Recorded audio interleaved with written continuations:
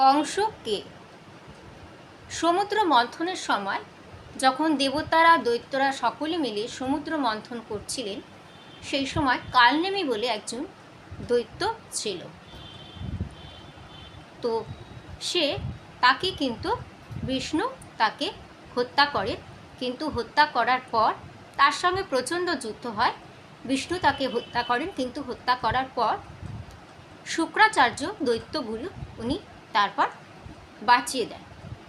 তারপর আবার যুদ্ধ চলতে থাকে। তো বিষ্ণুর সঙ্গে সবসময় কালনেমির একটা যুদ্ধ চলেছে এবং কালনেমি ভীষণ ভয়ও পেত। কালনেমির পরের যে জন্ম হয় সে রাজা উগ্রসেনের পুত্র হয়ে কংস হয়ে জন্ম নেয় শ্রীকৃষ্ণ লীলার যুগে।